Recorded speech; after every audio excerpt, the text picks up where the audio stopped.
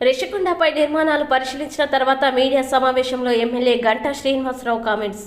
ఎన్నో ఏళ్లుగా ఉన్న రిషికొండ నిర్మాణాల ఉత్కంఠ ఈరోజు తెరలేపడం జరిగింది.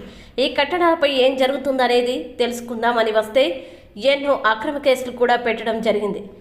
ప్రజల ఆశీస్సులతో ప్రభుత్వాలు ఏర్పడతాయి. 2019లో ఒక ఛాన్స్ అంటూ అధికారంలోకి వచ్చారు జగన్మోహన్ రెడ్డి. ప్రభుత్వంపై ఎవరు ప్రశ్నించినా అక్రమ కేసులు పెట్టేవారు. గతంలో అసెంబ్లీ సాక్షిగా జగన్మోహన్ రెడ్డి అమరావతి రాజధాని అని చెప్పారు. అధికారంలోకి వచ్చాక విశాఖలో రాజధాని, అదేవిధంగా 3 రాజధానులు అని యూటర్ను చేశారు. పచ్చటి టూరిజం రిసార్ట్ని అన్యాయంగా కూల్చివేసి విశాలవంతంగా కట్టడాల్ని కట్టారు. రిషికొండ నిర్మాణాలపై ఆది నుంచి కూడా అన్ని వివాదాలే. పచ్చటి కొండని గుండు చేశారు ఈ జగన్మోహన్ రెడ్డి. ముందు టూరిజం అన్నారు, కొంతకాలం రిసార్ట్స్ అన్నారు, మరికొంతకాలం ముఖ్యమంత్రి క్యాంపు కార్యాలయం అన్నారు.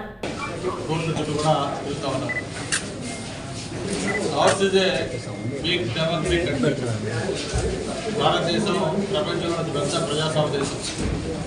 ఇటువంటి ప్రజాస్వామ్య దేశంలో ప్రభుత్వాలు 5 ఏళ్లకు ఒకసారి ఎలక్షన్ అయినప్పుడు ప్రజల ఆశీస్సులతోటి ప్రభుత్వాలు ఏర్పడుతూ ఉంటాయి.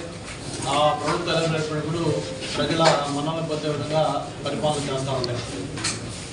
అయితే దానికి భిన్నంగా 2019లో ఏదైతే జగన్మోహన్ రెడ్డి గారు ఒక్క ఛాన్స్ అని చెప్పని ఈ రాష్ట్రంలో అధికారంలోకి వచ్చారు. వచ్చిన దగ్గర నుంచి కూడా ఆయన పరిపాలన ఎలా సాగిందో మనం చూసాం. ఒక ప్రజావేదిక కూర్చివేతతోటి, ఒక విధ్వంసకరమైన యాక్టివిటీ తోటి ఈ రాష్ట్రంలో పరిపాలన స్టార్ట్ అయింది. ఆ రోజు నుంచి ఆ 5 సంవత్సరాలు కూడా పూర్తిగా ఎక్కడా కూడా ఒక ప్రజాస్వామ్య పద్ధతులు పాటించకుండా పూర్తి నేతృత్వ పోగడలో అండకాపరేటివ్గా మరి ప్రతిపక్ష పార్టీలు కానీ ఎవరైనా ప్రభుత్వాన్ని ప్రశ్నించే నాయకులు కానీ వ్యక్తులు కానీ అణచివేస్తూ ఆ పరిపాలన సాగింది. గవర్నమెంట్ మారినప్పుడు ముఖ్యమంత్రికి చాలా విశేష అధికారాలు ఉంటాయి. ఆయన క్యాపిటల్ అమరావతి అయినా సరే నేను విశాఖపట్నంలో క్యాంప్ హౌస్ పెట్టుకుంటానంటే ఎవరు కూడా కాదనలేని విషయం. ఆయన క్యాంప్ హౌస్ పెట్టుకుంటాను, విశాఖపట్నంలో చూడటానికి నాకు ఒక బంగ్లా కట్టుకుంటానంటే ఎవరు కూడా క్వశ్చన్ చేయలేని విషయం. కానీ దానికి భిన్నంగా విశాఖపట్నంలో రాజధాని అని చెప్పి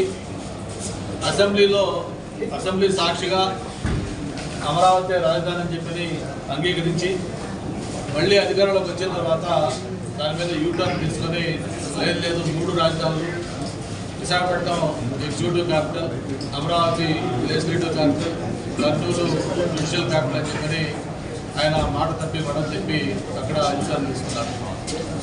సరే, దాన్ని ఎలాగూ న్యాయస్థానాలు అంగీకరించకపోయినా కూడా నేను ఉంటానని చెప్పని ఇక్కడ చెప్పడం జరిగింది. దాన్ని కూడా చూసాం మనం. అనేక వాయిదాలు వేశాడు, అనేక పండుగల పేరు చెప్పారు, ముఖ్యమంత్రులు చెప్పారు, ఇన్ఛార్జీలు చెప్పారు, మంత్రులు చెప్పారు, ఎమ్మెల్యేలు చెప్పారు, ప్రతి ఒక్కరు కూడా డేట్లు చెప్పారు, దిగువ వచ్చేస్తున్నాడు. చివరికి ఆయన రాకుండానే ఆయన పదవి కాలం కూడా అయిపోయింది. అయితే దీంట్లో ప్రధానంగా మనం ఎందుకంటే ముఖ్యంగా ఆయన విశాఖపట్నంలో వచ్చి ఉండటం కోసం అని చెప్పని ఏదైతే ఇప్పుడు మనం కూర్చున్న ఈ ఋషికొండ, ఒకప్పుడు సప్త ఋషులు ఈ కొండపై నడయాడని, ఇక్కడ తపస్సు చేసుకునే వాళ్ళని, దీనికి ఒక హిస్టారికల్ ఇంపార్టెన్స్ ఉన్న కొండ. ఎవరైనా విశాఖపట్నం నుంచి బీయులు పిచ్చులు వెళ్తా ఉంటే వెళ్ళే వాళ్ళందరికీ కూడా పచ్చటి కొండ అందరినీ కూడా ఎంతో ఆకర్షిస్తూ ఉండేది. అటువంటి ఒక పచ్చటి ఋషికొండని టూరిజం దీని కింద అక్కడ రిసార్ట్స్ కట్టి ఉంచితే బ్రహ్మాండమైన లాభాల్లో నడుస్తున్న ఆ టూరిజం రిసార్ట్ కూడా మరి పూర్తిగా డిస్మాంటిల్ చేసి ఇక్కడ అత్యంత రహస్యంగా గోప్యంగా ఈ విలాసవంతమైన రాజమహల్ని నిర్మాణం చేయడం జరిగింది. ప్రభుత్వం ఏదైనా ఒక నిర్మాణం చేసేటప్పుడు దాంట్లో రహస్యాలు ఉండవు. బహిరంగంగా ఆ బిల్డింగ్ దేనికోసం కడతా ఉన్నారు, ఎంత విస్తీర్ణత కడతా ఉన్నారు, ఎంత ఎస్టిమేట్తో కడతా ఉన్నారు, అందులో ఏమేమి ఫెసిలిటీస్ ఉంటాయి, ఇవన్నీ డ్రాయింగ్స్తో సహా బయట డిస్ప్లే చేస్తారు. కానీ దానికి భిన్నంగా దీన్ని అత్యంత గోప్యంగా, నాకు తెలిసి బహుశా ఈ దేశంలో ఏ భవనం కూడా ఇంత వివాదాస్పదం కానీ ఇంత సెన్సేషన్ కానీ క్రియేట్ చేసి ఉండదు. అన్ని వివాదాలే. ఎందుకంటే ఈ ఋషికొండ ఏదైతే హిస్టారికల్ ఇంపార్టెన్స్ అన్న కొండని ఆ పచ్చటి గ్రీనరీగా ఉన్న కొండని విధ్వంసం చేస్తే బోడుగుడు చేయడం కానీ, లేకపోతే లాభాల్లో నడుస్తున్న టూరిజం దాన్ని ధ్వంసం చేసి ఇక్కడ ఆయన క్యాంప్ ఆఫీసర్ అని చెప్పి చదువుకోవడం కానీ, మరి దాన్ని క్యాంప్ ఆఫీసర్ ధైర్యంగా చెప్పి కట్టే ధైర్యం కూడా చాలా పేరు. ముందు టూరిజం అన్నారు, లేకపోతే దీనికి రకరకాల పేర్లు చెప్పారు.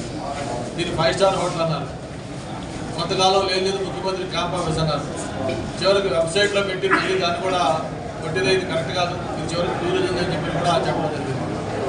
దాని ఎస్టిమేట్లు కూడా చాలా గోప్యంగా ఉంచారు. ఫేజ్ 1 అన్నారు, ఫేజ్ 2 అన్నారు, ల్యాండ్స్కేపింగ్ అంత పెట్టారు, డిస్మాంట్లింగ్ అంత చేశారు.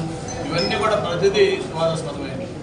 మామూలుగా మిమ్మల్ని ఒకటే నేను అడుగుతా ఉన్నాను మీడియా ద్వారా జగన్మోహన్ రెడ్డి గారికి, ఆ రోజు ప్రజావేదిక కూల్చివేసినప్పుడు ఆయన చెప్పిన కారణం ఏంటో ఒకసారి మీరు గుర్తు చేసుకోండి. ఆ ప్రజావేదికకి అనుమతులు లేవు, అనుమతులు కూడా చట్ట విరుద్ధంగా ఇచ్చారు. అది ఏదైతే రివర్ ఉందో ఆ రివర్కి సంబంధించి ఆ వాటర్ లెవెల్కి సంబంధించి ఇది కూడా కొన్ని అనుమతులు పొందలేదు, కాబట్టి దీన్ని కూల్చేస్తున్నామని చెప్పని ఈ ప్రపంచంలోనే మొట్టమొదటిసారిగా ప్రభుత్వ భవనాన్ని ప్రభుత్వం కూల్చివేయడం ఒక జగన్మోహన్ గారి నాయకత్వంలో ప్రజావేదిక ద్వారా రుజువైంది. మరి ఆ రోజు దానికి అనుమతులు లేవు అని చెప్పిన దాన్ని అంత అమానుషంగా దాన్ని ఆ విధంగా కనీసం అది నట్టెండు పడుతూ ఉంటే దాన్ని ఎవరికైనా ఆలోచన ఉంటే ఇక్కడ వద్దనుకుంటే దాన్ని ఒక 1 అవర్లో మొత్తం పోలీసులను ఉడికేసేసి ప్యాక్ చేసి అది కొంచెం వాడుకోవచ్చు.